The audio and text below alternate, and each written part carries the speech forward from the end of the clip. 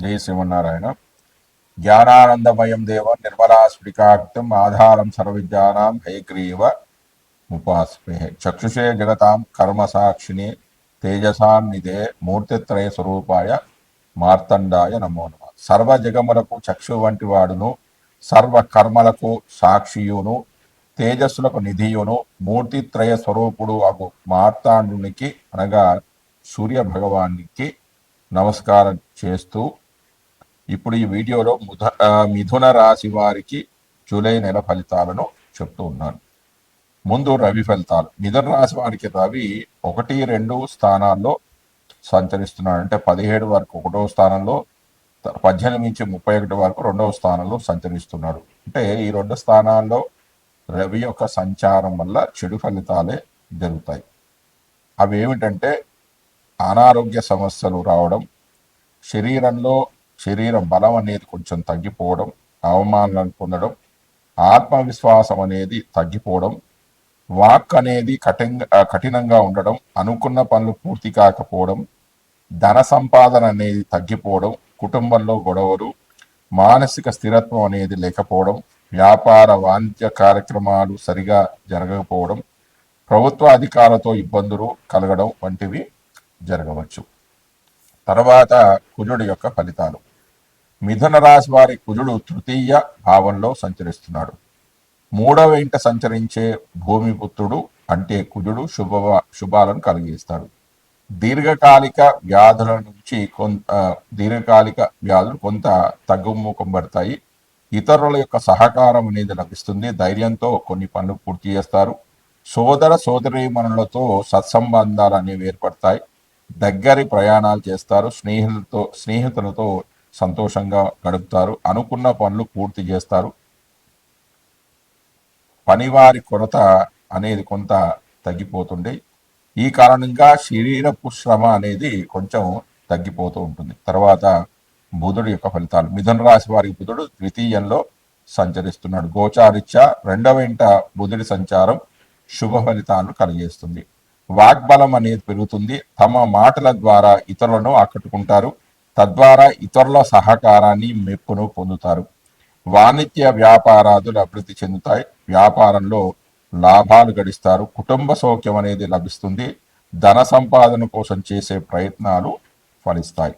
దాని తర్వాత గురుడు యొక్క ఫలితాలు. మిథున రాశి వారి గురుడు జన్మస్థానంలో సంచరిస్తున్నాడు.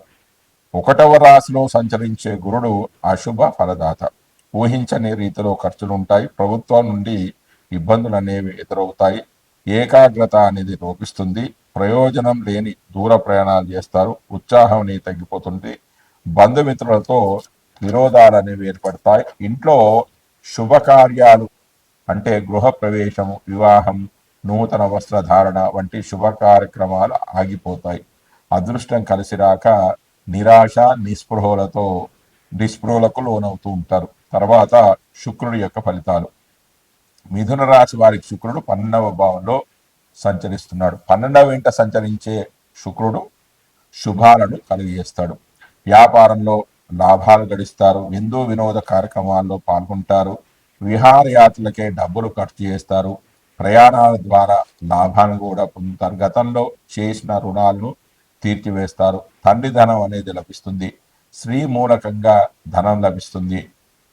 పెదనాన్నలు, బాబాయిల నుండి శుభవార్తలు వింటారు.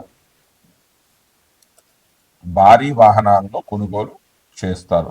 తర్వాత శని ఫలితాలు. మిథున రాశి వారికి శని 10వ భావంలో సంచరిస్తూ ఉన్నాడు. 10వ ఇంట సంచరించే శని చెడు ఫలితాలను కలిగిస్తాడు. ఆయువు క్షీణిస్తుంది.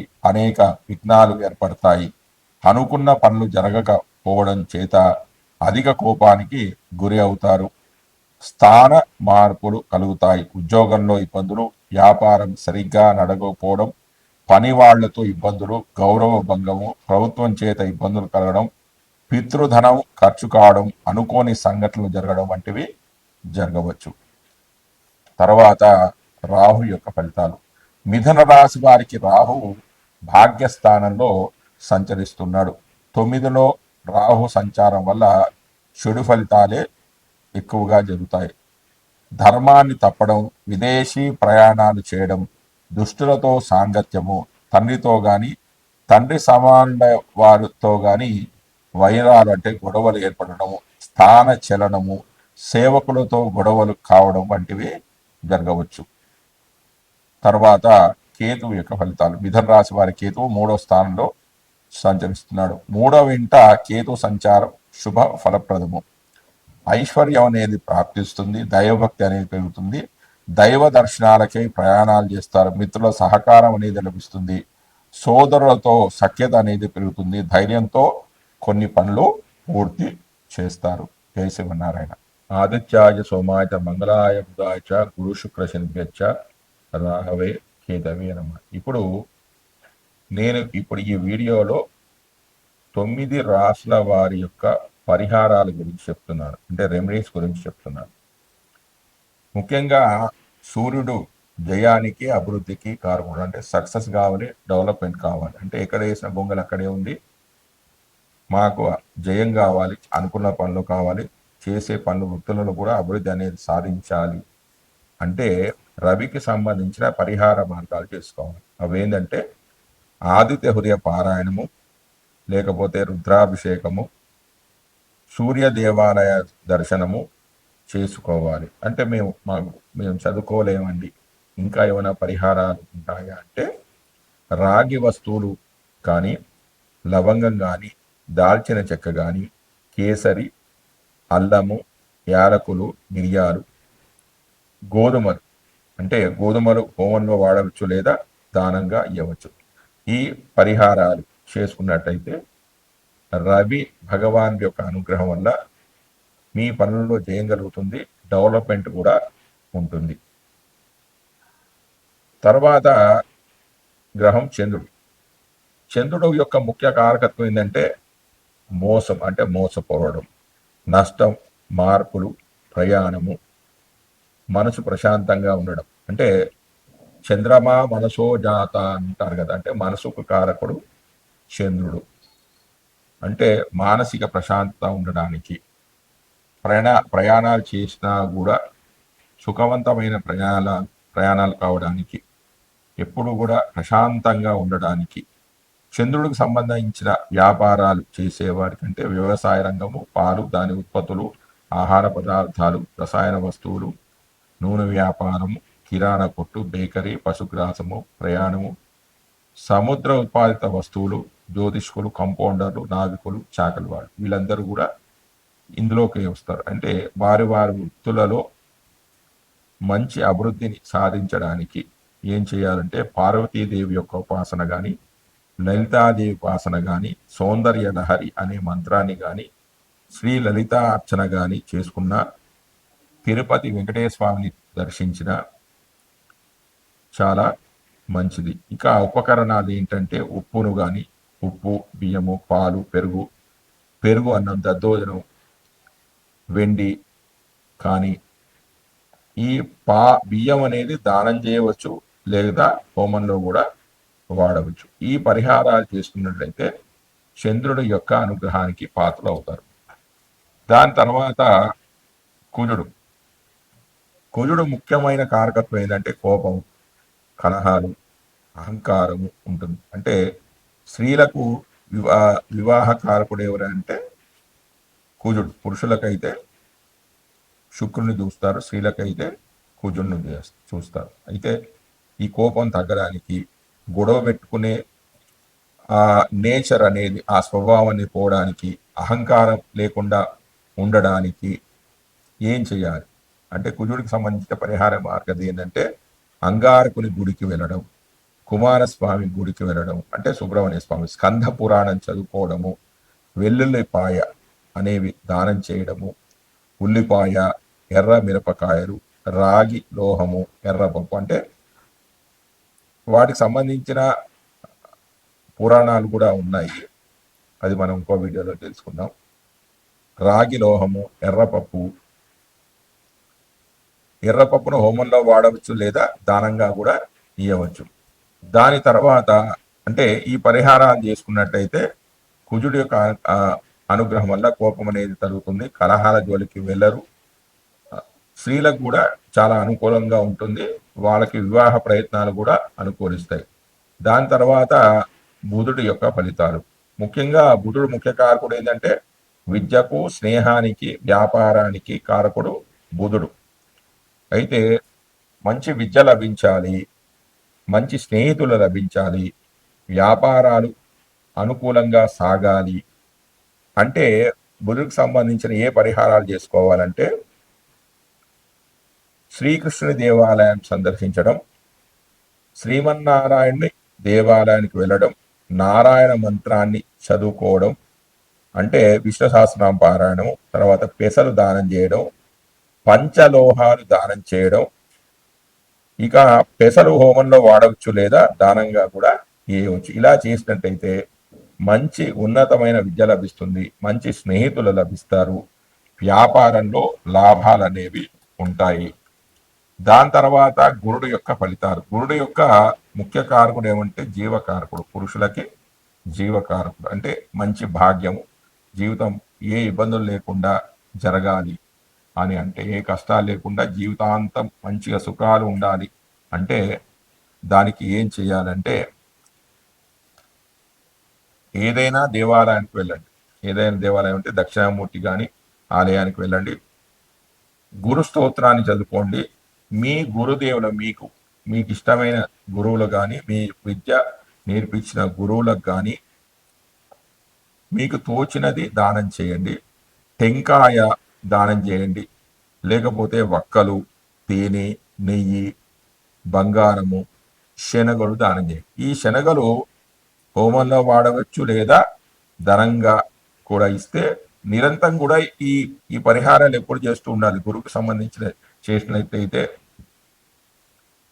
అనుకోకుండా సంఘటనలు ఏమీ జరగకుండా మీ జీవితం అనేది సాఫీగా చాలా సంతోషంగా సాగిపోతూ ఉంటుంది. దాని తర్వాత శుక్రుడు ముఖ్యంగా భార్యకు, వివాహానికి, సంపదలకు, ధనానికి ఈ శుక్రుడు కారకుడు.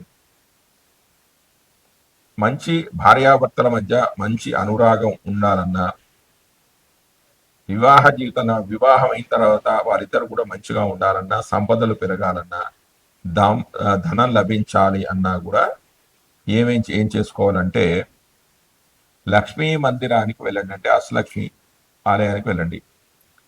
తర్వాత శ్రీరంగం దర్శించండి, శ్రీ స్తోత్రాన్ని చదువుకోండి. తర్వాత చక్కెర, అలచందలు, పసుపు, బంగారం అనేది దానం చేయండి. అలచందలను హోమంలో వాడవచ్చు లేదా దానంగా కూడా ఇవ్వవచ్చు.